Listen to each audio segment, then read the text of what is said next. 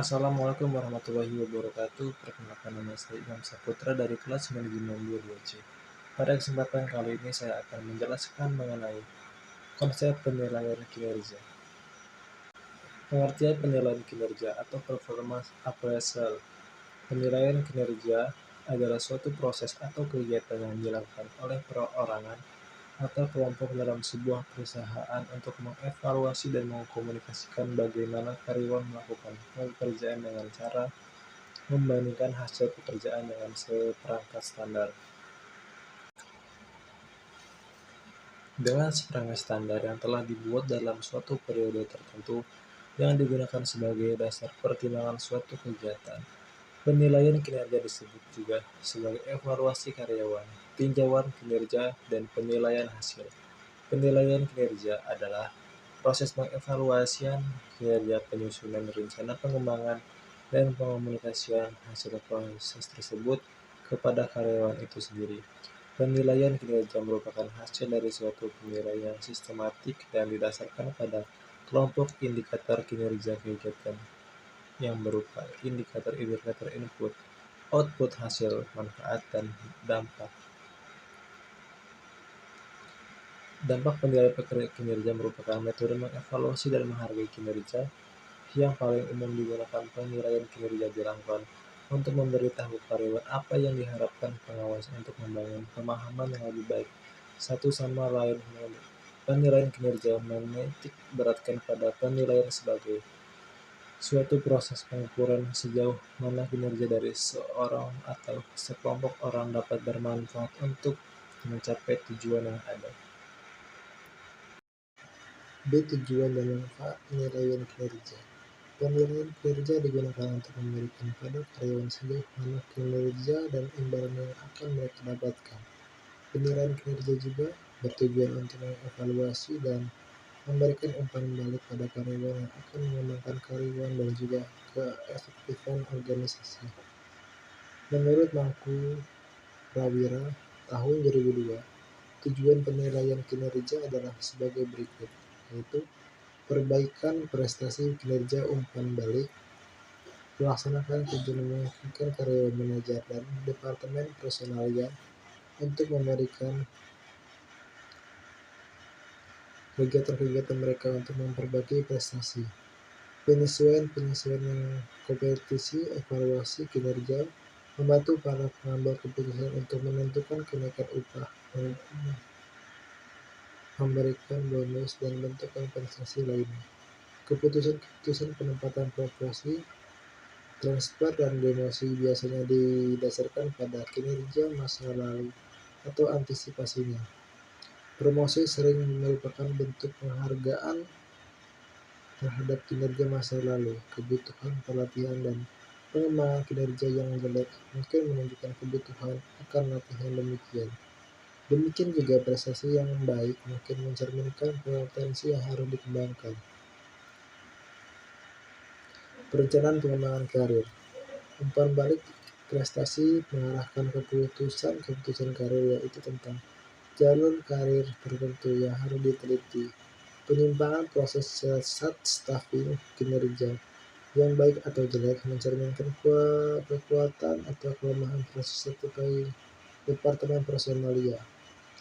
Kemudian ketidakakuratan informasional, potensi kerja yang jelek mungkin menunjukkan kesalahan-kesalahan dalam informasi analisis jabatan rencana, sumber daya manusia, atau komponen sistem informasi manajemen personalia, kesalahan dalam desain pekerjaan, kinerja. Penilaian prestasi membantu diagnosa kesalahan-kesalahan tersebut. Kesempatan kinerja yang adil. Penilaian kinerja secara akurat akan menjamin keputusan penempatan internal diambil tanpa diskriminasi. Tantangan eksternal terkadang kinerja dipengaruhi oleh faktor-faktor di luar lingkungan kerja seperti keluarga, kesehatan, kondisi finansial. Penilaian personal mungkin dapat menawarkan bantuan. C. Tujuan dan manfaat penilaian kinerja. Menurut Dessler tahun 2015, terdapat beberapa manfaat penilaian kinerja, yaitu sebagai berikut. Sebagian besar pekerjaan mendasarkan keputusan bayaran, promosi, dan retensi pada penilaian karyawan. Penilaian memainkan peran sentral dalam proses manajemen kinerja. Manajemen kinerja berarti secara terus-menerus memastikan bahwa kinerja setiap karyawan sesuai dengan sasaran keseluruhan perusahaan.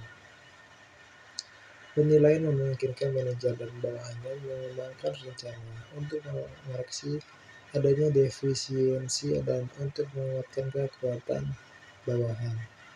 Penilaian memberikan kesempatan untuk meninjau rencana karya karyawan dengan mempertimbangkan kekuatan dan kelemahan. Di kriteria penilaian kinerja, ada 3 macam kriteria yang sering digunakan dalam proses penilaian kinerja karyawan, yaitu hasil kerja individu. Jika hasil kerja adalah aspek kerja yang diutamakan pada jabatan tersebut, maka hasil kerja individu dapat dijadikan kriteria penilaian. Perilaku pada banyak jabatan sulit menentukan keluaran tertentu yang dapat dijadikan kriteria penilaian. Pada jabatan semacam ini, pihak manajemen dapat menggunakan perilaku sebagai kriteria penilaian sebab perilaku merupakan faktor penentu efektivitas kerja karyawan. Perilaku yang dinilai tidak selalu perilaku yang secara langsung berkaitan dengan produktivitas yang penting. Yang penting perilaku tersebut membantu efektivitas kerja organisasi. Traits adalah karakteristik individu yang sering tampil dan menggambarkan tingkah laku individu. Traits adalah kriteria penilaian yang paling lemah karena dari 3 kriteria yang ada di atas, traits adalah yang paling jauh dari performa individu yang sebenarnya. Sifat yang baik atau dapat diharapkan adalah kriteria yang tidak terkait dengan performa kinerja. Di dalam interaksi sosial, sifat-sifat semacam ini cenderung untuk diperhatikan orang lain, termasuk oleh atasan langsung. Jenis-jenis metode penilaian kerja menurut Mathis dan Jackson tahun 2006. Berdasarkan orientasi waktu yang digunakan, penilaian kinerja dibagi menjadi 2, yaitu penilaian kerja berorientasi masa lalu dan masa depan. Adapun penjelasannya adalah sebagai berikut. Metode penilaian kinerja yang berorientasi masa lalu atau past-oriented evaluation method dilakukan berdasarkan masa lalu. Dengan mengevaluasi prestasi kinerja di masa lalu, karyawan dapat memperoleh umpan balik dari upaya-upaya mereka, yaitu umpan balik ini selanjutnya bisa mengarah kepada perbaikan perbaikan prestasi. Teknik-teknik penilaian ini adalah sebagai berikut, yaitu skala atau peringkat. Penilaian prestasi ini di mana para penilai diharuskan melakukan suatu penilaian yang berhubungan dengan hasil kerja karyawan dalam skala-skala tertentu, mulai dari yang paling rendah sampai dengan yang paling tinggi. Daftar pertanyaan metode ini menggunakan formulir isian yang menjelaskan beraneka macam tingkat perilaku bagi suatu pekerjaan tertentu. Penilaian hanya perlu memilih pernyataan yang menggambarkan karakteristik dan hasil kerja karyawan. Metode dengan pilihan terarah. Salah satu sasaran dasar pendekatan pilihan ini adalah untuk mengurangi dan menyingkirkan kemungkinan berat sebelah penilaian dengan memaksakan suatu pilihan antara pernyataan-pernyataan deskriptif yang kelihatannya memiliki nilai yang sama. Metode peristiwa kritis. Metode ini merupakan pemilihan yang berdasarkan pada catatan yang dapat dibuat penilaian atau perilaku karyawan yang sangat kritis, seperti sangat baik atau sangat jelek di dalam melaksanakan pekerjaan. Metode catatan prestasi. Metode ini berkaitan erat dengan metode peristiwa kritis, yaitu catatan penyempurnaan yang banyak digunakan oleh profesional. Skala peringkat dikaitkan dengan tingkah laku. Metode ini merupakan suatu cara penilaian prestasi kerja karyawan untuk kurun waktu tertentu di masa lalu dengan mengatur skala peringkat prestasi kerja dengan perilaku tertentu. Metode penilaian peninjauan lapangan. Penilaian turun ke lapangan bersama-sama dengan ahli dari SDM. Spesialis SDM dapat mendapat informasi dari atasan langsung perihal prestasi karyawan. lalu mengevaluasi berdasarkan informasi tersebut. Tes dan observasi prestasi kerja berdasarkan pertimbangan dan keterbatasan penilaian. Prestasi dapat didasarkan pada tes pengetahuan dan keterampilan berupa tertulis peragaan.